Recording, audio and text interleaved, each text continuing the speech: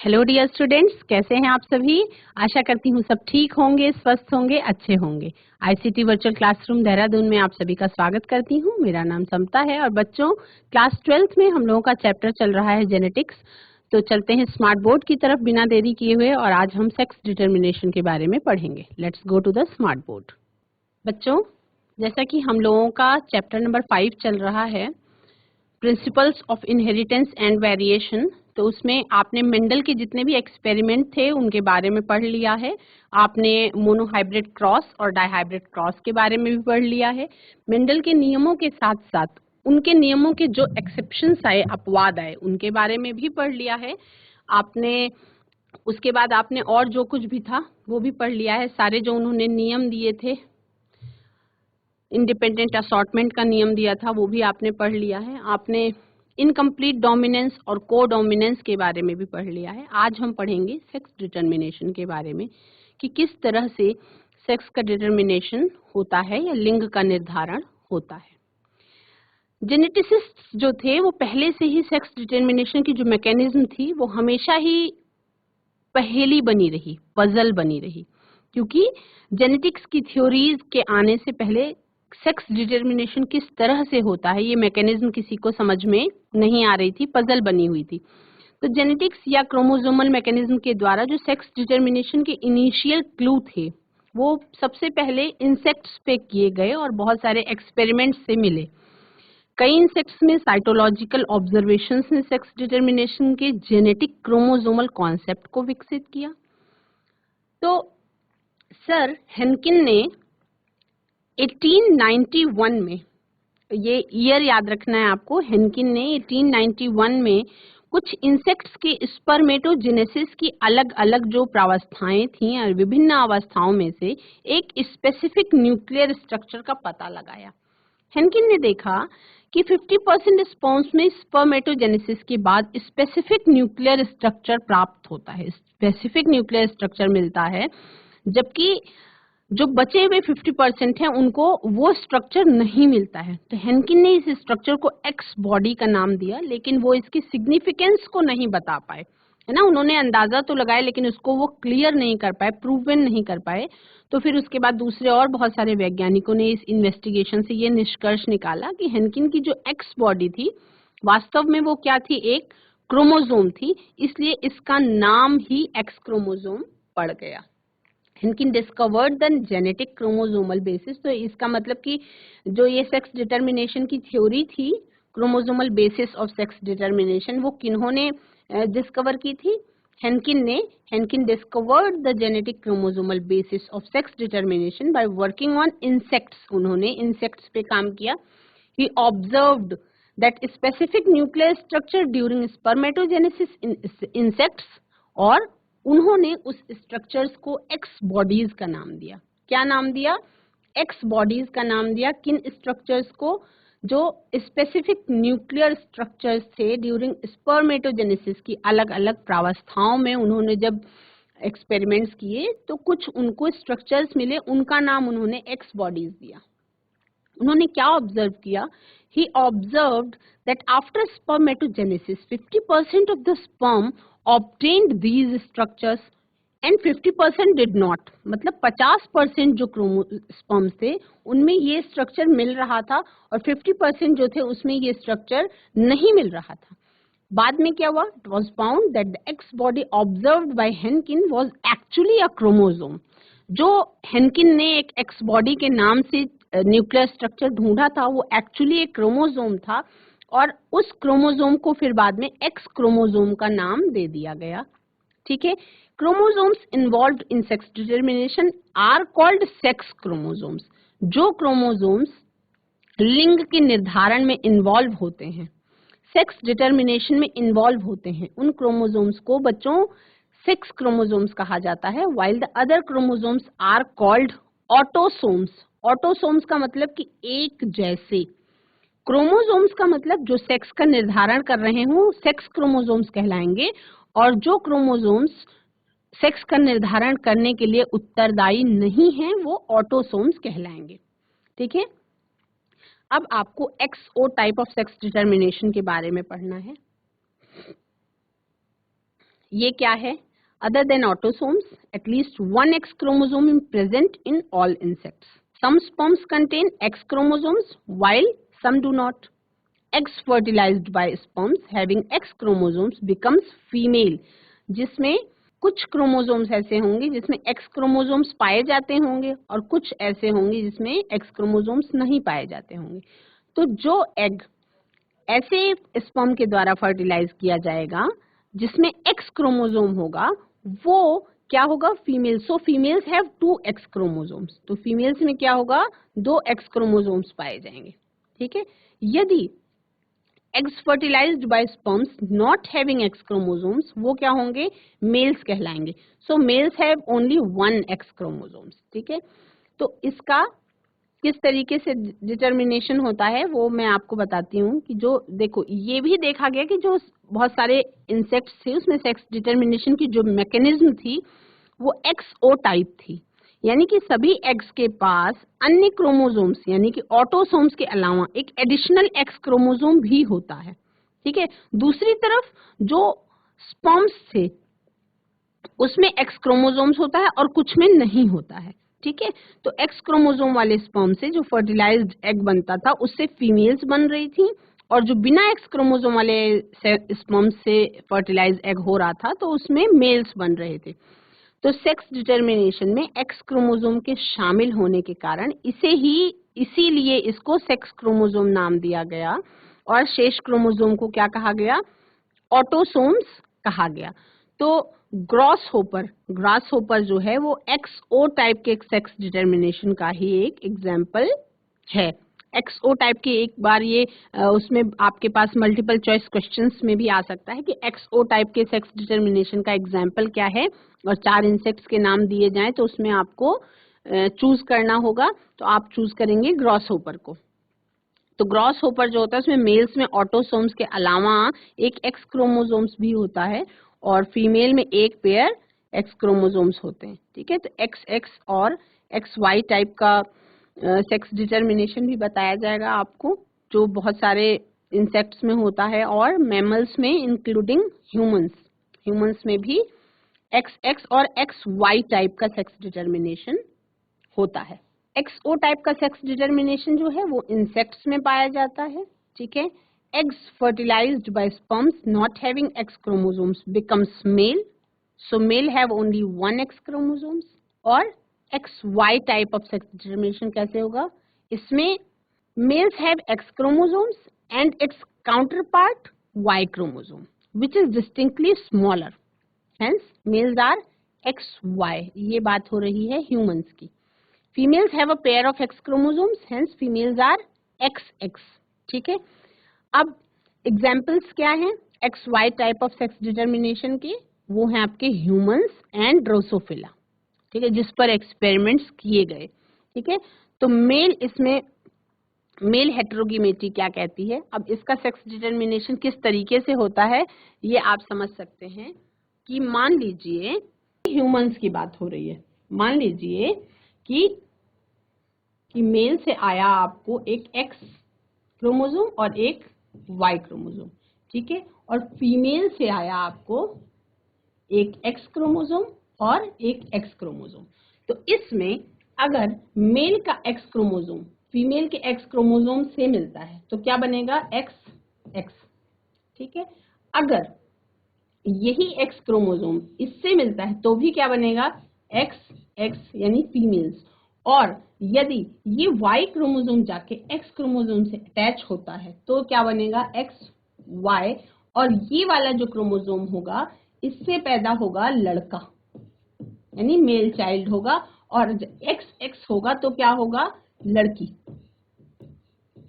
यानी कि x chromosome male के एक्स क्रोमोसोम का फीमेल के एक्स क्रोमोसोम के साथ कॉम्बिनेशन होने पर लड़की होगी और अगर मेल के वाई क्रोमोसोम के साथ फीमेल का एक्स मैच करे तो क्या बनेगा? लड़का बनेगा. तो अब ये क्लियर है एक्सपेरिमेंट्स के बाद कि लड़का या लड़की होने का जो उत्तरदायित्व है वो मेल्स पे डिपेंड करता है ना कि फीमेल्स पे डिपेंड करता है. ठीक है. तो ये इस तरीके से आप समझ सकते हैं. तो इस तरीके से ह्यूमंस में सेक्स का डिटर्मिनेशन होता है. अब मेल हेटेरोगेमेटी की बात करेंगे तो तो मेल हेट्रोगेमिटी में क्या है कि XO और XY types of sex determination है, वो एग्जांपल्स हैं आपके मेल हेट्रोगेमिटी की। गेमीट्स हेट्रोगेमिट्स होते हैं किन में? मेल्स में, यानी मेल्स में X क्रोमोसोम्स भी होते हैं और Y क्रोमोसोम्स भी होते हैं। ये अलग बात है कि X क्रोमोसोम्स की संख्या में वो ज्यादा हो जाते हैं और Y क्रोमोसोम संख्या में कम हो जाते हैं। ठीक है, तो XX और XY type of sex determination को आप फिर से एक बार कैसे समझेंगे? यहाँ पे मेल्स और फीमेल्स में क्रोमोसोम्स का जो नंबर होता है, संख्या होती है, वो एक जैसी होती है, समान होती है। इसमें मेल में एक X क्रोमोसोम होता है और एक उसका जोड़ीदार जो है वो Y क्रोमोसोम होता है। फीमेल में 1 पेयर ऑफ X क्रोमोसोम्स होते हैं, यानी कि दोनों क्रोमोसोम्स XX होंगे और मेल में क्या होगा? सारे के सारे XX होंगे और एक ऐसा होगा जिसमें X और Y होगा। और मेल और फीमेल दोनों में ऑटोसोम्स के नंबर समान होते हैं। ठीक है, मेल में ऑटोसोम प्लस XY और फीमेल में ऑटोसोम्स प्लस XX, यानी एक ही जोड़ा ऐसा है जिसमें XY का कॉम्बिनेशन होता है। ठीक है, तो अब आप समझ सकते हैं कि सिलेक्शन का, चुनाव का ये लड़ाई होती है इस तरीके से। मेल हेट्रोगेमिटी के बारे में हम बात करेंगे। XO और XY types of sex determination are examples of male heterogamety. Male heterogamety की बात करेंगे तो इसमें XO और XY टाइप के जो सेक्स डिटर्मिनेशन से पता चलता है कि दोनों केस में मेल जो हैं वो दो अलग प्रकार के गमीट्स को प्रोड्यूस करते हैं। ठीक है, कुछ स्पर्म्स में X क्रोमोसोम होता है, कुछ में नहीं होता है। कुछ स्पर्म्स में X क्रोमोसोम और कुछ में Y क्रोमोसोम होता है। ठीक है, तो ये आपने जाना कि जो मेल्स हैं वो सेक्स डिटर्मिनेशन के लिए उत्तरदायी होते हैं। ठीक है, in XO type some gametes have X chromosomes while some gametes are without X chromosomes. जो XO टाइप आपने देखा जो ग्रास होपर में हो रहा है, उसमें कुछ क्रोमोसोम्स में X क्रोमोसोम्स होते हैं और कुछ विदाउट X क्रोमोसोम्स होते हैं। और in XY type some gametes have X chromosomes while some gametes have Y chromosomes. कुछ ऐसे हैं जिनमें X क्रोमोसोम्स होंगे और कुछ ऐसे हैं जिनमें Y क्रोमोसोम्स होंगे, लेकिन इनकी संख्या होती है बहुत कम। ठीक है, हम फीमेल हेट्रोगेमिटी की बात करते हैं जिसमें ZW type of sex determination is an example of female heterogamety. Female heterogamety किन में पाई जाती है? बर्ड्स में पाई जाती है। बर्ड्स में ZZ और ZW टाइप मैकेनिज्म का सेक्स डिटर्मिनेशन देखने को मिलता है। इसमें फीमेल बर्ड जो होती है उसके द्वारा दो प्रकार के गैमीट्स बनते हैं। एक गैमीट Z क्रोमोसोम वाला और दूसरा गैमीट W क्रोमोसोम वाला होता है। मेल में ऑटोसोम्स के अलावा 1 पेयर ऑफ Z क्रोमोसोम्स इसमें पाए जाते हैं। अब हम बात करेंगे हनी बीज में सेक्स डिटर्मिनेशन की कि किस तरह से होता है। इसको ध्यान से देखेंगे। Honey bees show a special mechanism of sex determination called the haplodiploidy. किस तरीके का वो करती है? हेप्लोडिप्लॉइडी। ठीक है, इसमें आपका हनी बीज में सेक्स डिटर्मिनेशन कैसे होता है?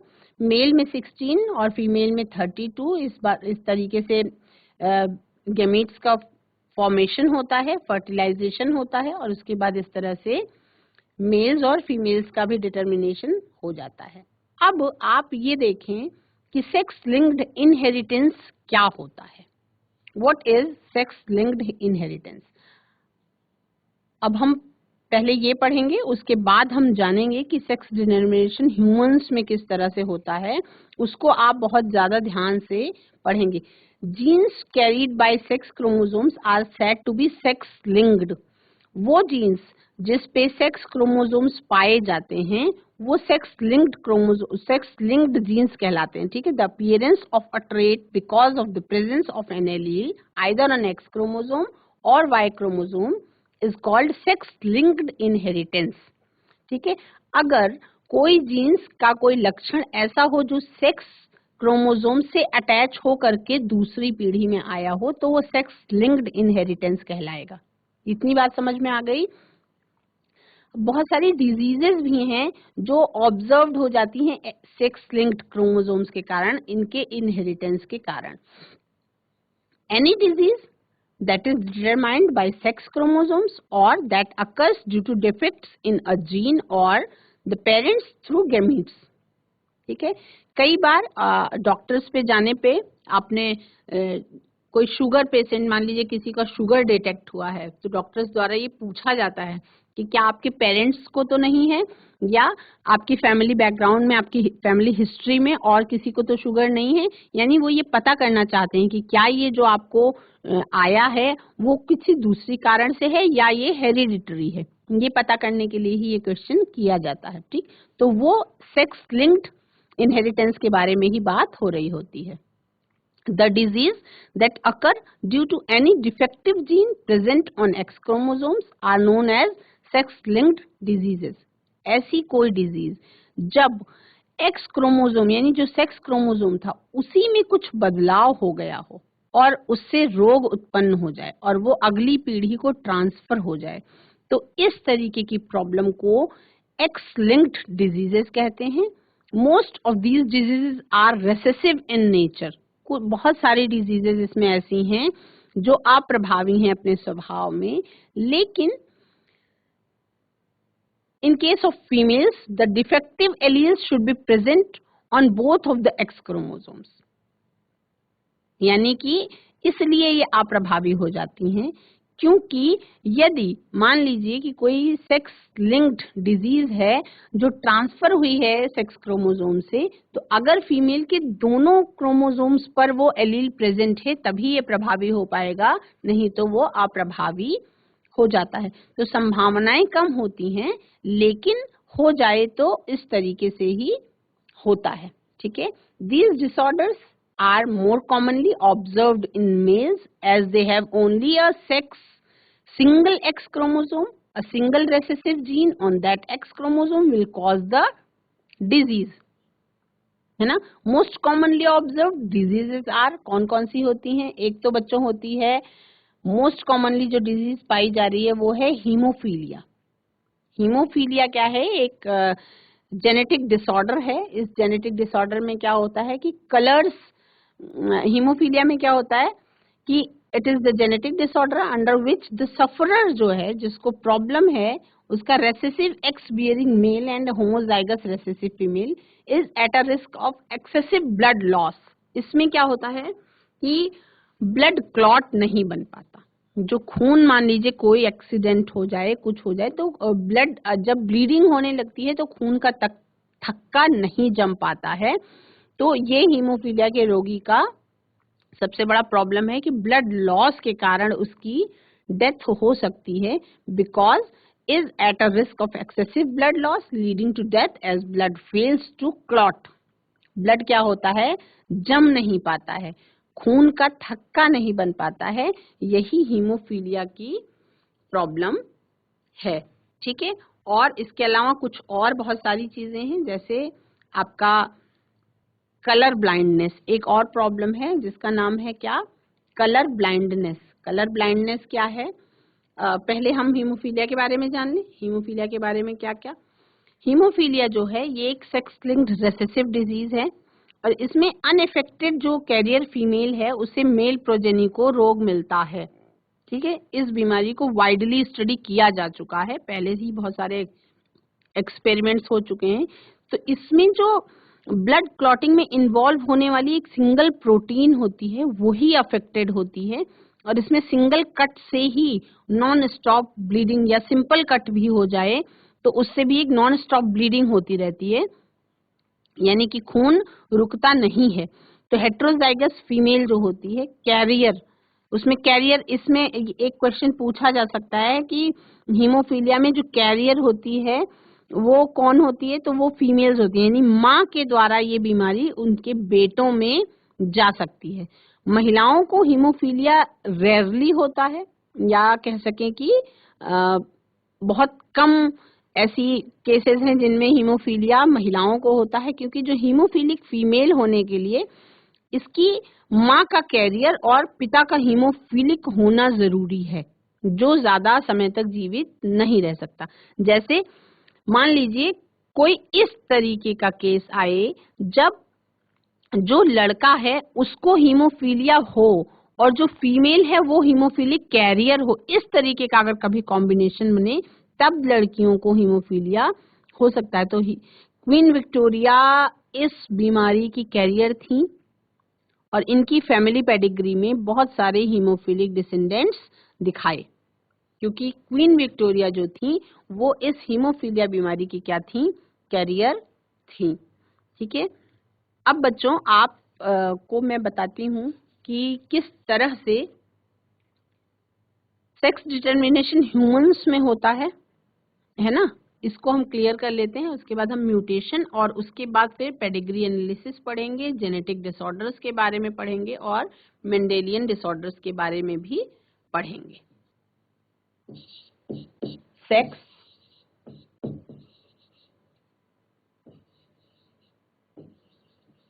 Determination in humans.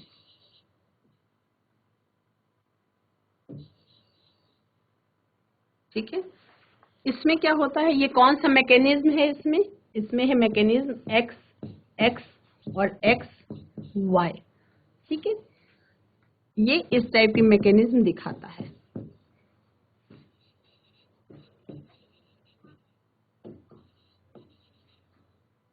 ठीक है, अब इसका क्लियर करेंगे। ह्यूमंस में कितने पेयर्स ऑफ क्रोमोसोम्स पाए जाते हैं? ह्यूमंस में पाए जाते हैं 23 pairs of chromosomes. Pairs of chromosomes कितने पाए जाते हैं? 23 पेयर्स ऑफ क्रोमोसोम्स पाए जाते हैं, जिसमें अभी मैंने आपको बताया ऑटोसोम्स और सेक्स क्रोमोसोम्स के बारे में। 22 पेयर्स ऑफ क्रोमोसोम्स जो होते हैं वो होते हैं ऑटोसोम्स, यानी कि एक जैसे होते हैं, और एक जोड़ा ऐसा होता है जिस पर सेक्स क्रोमोसोम लिंक्ड होता है। वन पेयर क्या होता है, इसमें सेक्स क्रोमोसोम प्रेजेंट होता है।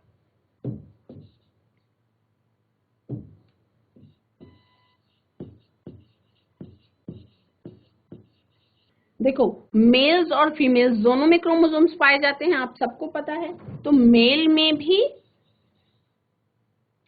22 पेयर्स ऑटोसोम्स,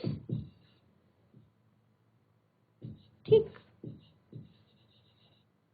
और फीमेल में भी 22 पेयर्स ऑफ ऑटोसोम्स। ठीक,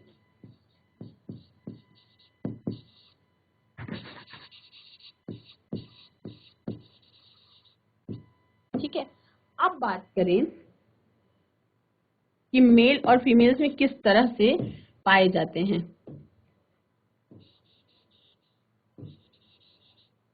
मेल में पाया जाता है ऑटोसोम्स प्लस एक क्रोमोसोम का जोड़ा ऐसा होगा जो एक्स वाई होगा। ठीक है, और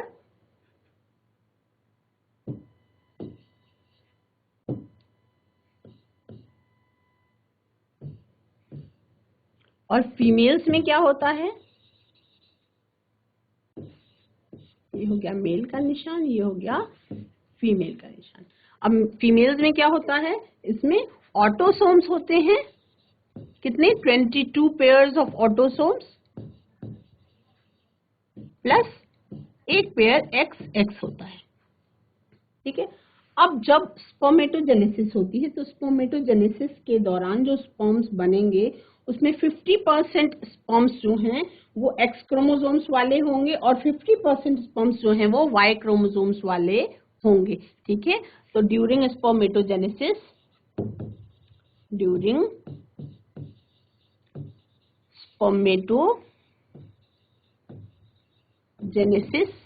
क्या होगा, 50% क्रोमोसोम्स जो हैं वो कैसे होंगे, एक्स एक्स। 50% कैसे होंगे, एक्स वाई। ठीक, अब फीमेल्स में केवल एक्स एक्स वाले ओवम ही बनेंगे। फीमेल्स में केवल ओनली एक्स एक्स वाले ओवम ही बनेंगे। इसमें इनके गैमीट्स में फीमेल्स में ओनली एक्स एक्स ओवम ही बनेगा। ठीक है, अब कैसे सेक्स डिटर्मिनेशन होगा ये आपको समझना है कि एक्स स्पर्म द्वारा, अगर एक्स स्पर्म है इसके द्वारा फर्टिलाइजेशन होता है तो ओवम तो सारे के सारे एक्स ही हैं, तो इससे जब बनेगी संतान तो क्या बनेगी, एक्स। देखो फीमेल में एक्स एक्स ही है, इसके पास एक्स है और वाई है, इस तरह से ऐसे ये अटैच हुआ, इससे क्या बनेगी, फीमेल चाइल्ड बनेगा। लेकिन यदि ये वाई वाले का लिंकेज हुआ, स्पर्म का जेनेटिक मेकअप जो है वो संतान के सेक्स का निर्धारण करता है। ये लाइन आपको समझ में आई कि स्पर्म का जो जेनेटिक मेकअप का कॉम्बिनेशन है, जेनेटिक कॉम्बिनेशन यही सेक्स डिटर्मिनेशन का कारण है, इसी का निर्धारण करता है।